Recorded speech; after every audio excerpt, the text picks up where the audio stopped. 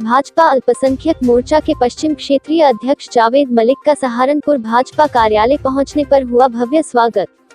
भाजपा नेता चौधरी इमरान अंसारी ने मुस्लिम कार्यकर्ताओं के साथ किया अभिनंदन।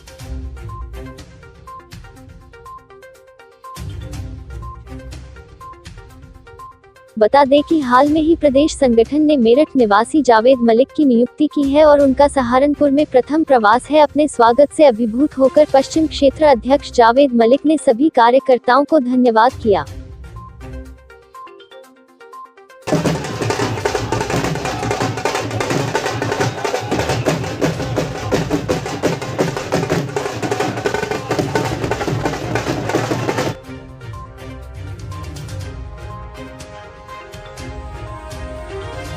नंबर 1 विधानसभा है और हम तो इसको पहला ज़िला मानते हैं जहां से हम उत्तर प्रदेश चुनाव का आगाज़ कर रहे हैं। और रही बात अल्पसंख्यकों की, अल्पसंख्यक समुदाय की, केंद्र की और राज्य सरकार की जितनी योजनाएं हैं हम उनको लेकर जनता के बीच में जाएंगे। अल्पसंख्यक समाज के लिए 2014 से पहले क्या था और 2014 के बाद अल्पसंख्यक समुदाय को क्या क्या योजनाओं का लाभ मिला है, वो सब हम लेकर जनता के बीच में जाएंगे। जनता को बताएंगे कि भारतीय जनता पार्टी ने, माननीय मोदी जी ने, माननीय योगी जी ने आपके लिए क्या क्या किया गया। हम अपने काम के बलबूते पर वोट मांगेंगे और हमें उम्मीद है उत्तर प्रदेश की जनता हमारे काम को देखते हुए, भारतीय जनता पार्टी के विकास को देखते हुए, विश्वास को देखते हुए पूरे उत्तर प्रदेश से 350 सीटें भी जिताकर भेजेगी। उसी के आगाज़ के लिए आज हम सहारनपुर के अंदर हैं। बताइए दूसरा सवाल। 2022 का चुनाव तैयार है, सियासत की बिसात बिछ चुकी है और ऐसे में अब आप जो है मनाने के लिए अपनों को, खासतौर से समाज अल्पसंख्यक की बात करें, वैसे तो कहीं और भी हैं, ब्राह्मणों की बात करें, लेकिन अल्पसंख्यक खास तौर से, क्या आपको लगता है कि अल्पसंख्यक समाज उत्तर प्रदेश के अंदर बीजेपी का साथ देगा?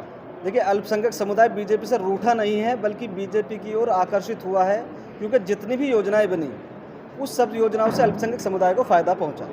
चाहे वो प्रधानमंत्री ग्रामीण आवास योजना, ग्रामीण सड़क योजना हो, चाहे आवास योजना हो, उज्ज्वला योजना हो, कितनी भी योजनाएं हैं, एक एक योजनाओं का फ़ायदा 90% मुसलमान लाभान्वित हुए हैं इस उत्तर प्रदेश के अंदर। और हमें उम्मीद है जितने भी और बाकी योजनाएं बनेंगी, देखिए सबका साथ, सबका विकास और सबका विश्वास, ये एक माननीय मोदी जी ने अपना नारा दिया था और उसी को साथ लेकर काम कर रही हैं। एक भी वंचित समाज का आदमी ऐसा नहीं बचेगा जिसको योजनाओं का लाभ नहीं मिलेगा। जिस प्रकार से गैस और पेट्रोल के दाम बढ़ रहे हैं, अल्पसंख्यक समाज में निम्न वर्ग के लोग हैं, तो इसके बारे में क्या आपकी? अल्पसंख्यक समुदाय की आय भी बढ़ी है, ये भी आपको मानना पड़ेगा। पेट्रोल के दाम बढ़े हैं तो आय भी बढ़ी है, गैस के दाम बढ़े हैं तो आय भी बढ़ी है, तो उसे थोड़ा सा जनता के को भी थोड़ा देखना पड़ता है। देश के विकास के लिए, देश की उन्नति के लिए सब कुछ करना पड़ता है। जावेद जी, जनसंख्या की बात करें, अभी एक मुख्यमंत्री जी ने शुरू किया है, सब जनसंख्या निरंतर किया जाना चाहिए, लेकिन उसका लगातार विरोध हो रहा है। सबसे बड़ा विरोध जहाँ पश्चिमी उत्तर प्रदेश में बैठे हुए हैं, उनके बराबर दारुल है, दारुल देवबंद ने सबसे बड़ा विरोध कर दिया है। देखिए, कैसे देखते हैं आप? दारुल उलूम देवबंद ने, मुझे नहीं लगता उनको विरोध करना चाहिए, क्योंकि देश की जो जनसंख्या है वो लगातार बढ़ती जा रही है और देश पर भार पड़ता है जब जनसंख्या बढ़ती है। दारुल उलूम देवबंद को तो स्वागत करना चाहिए कि माननीय योगी जी ऐसा कानून लाए हैं या ऐसा कानून लाने की प्रक्रिया शुरू हो गई है कि 2 ही बच्चे हों, जिससे देश में तरक्की हो और उन बच्चों को सब चीज़ें मिल सके। आज आप देखते हो अल्पसंख्यक समुदाय की क्या हालत है, उन बच्चों की क्या हालत है जिसके 4 बच्चे हैं या 5 बच्चे हैं, छोटे घर हैं, आय का स्रोत कम है। तो हम तो चाहते हैं कि इसका स्वागत करना चाहिए दारुल उलूम देवबंद को।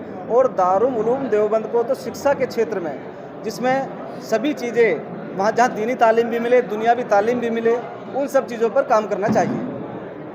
2022 के चुनाव से पहले आपको अल्पसंख्यक याद आ रहे हैं। बीजेपी ने कहा था साहब 2000 मतलब जब चुनाव हुआ था उससे पहले, तो उसमें कहा था पासमानदा मुस्लिम की स्थिति बहुत अच्छी होगी, लेकिन खास तौर से पासमानदा जो मुस्लिम है सहारनपुर के इलाकों में अगर देखा जाए, उनकी हालत बहुत ख़राब है, बहुत बदतर स्थिति में रहते हैं। ना हॉस्पिटल में भी सुविधा है, ना उनके पास एजुकेशन है, ना शिक्षा का माहौल है। तो मैं जानना चाहता हूँ इन 5 सालों के अंदर बीजेपी ने पासमानदा मुस्लिम को क्या दिया? हाँ, देखिए, बीजेपी अब नहीं आई है मुसलमानों के बीच में। 2014 का जब चुनाव हुआ था, चुनाव जीत के भारतीय जनता पार्टी आई थी, तभी बीजेपी ने मुसलमानों को ध्यान में रखकर योजनाएं चलाई थी। पसमानदा मुसलमान ज़्यादातर कारीगर समाज है, उस कारीगर समाज के लिए कौशल विकास योजना चलाई। पहले जब कोई भी कारीगर होता था तो उसके पास कोई सर्टिफिकेट नहीं होता था, वो काम तो करता था लेकिन उसको कोई रिकॉग्नाइज करने वाला नहीं था कि आपने ये काम किया या आप इसका हुनर रखते हो। माननीय मोदी जी ने कौशल विकास की योजना चलाई। कौशल विकास की योजनाओं में सर्टिफिकेट दिया, जिस सर्टिफिकेट के बदौलत वो आज विदेशों में तक जाके अपनी नौकरी करते हैं और उन सबकी स्थिति में सुधार हुआ है। आप आंकड़े उठा लीजिए, मैं आपको आंकड़े बता देता हूँ।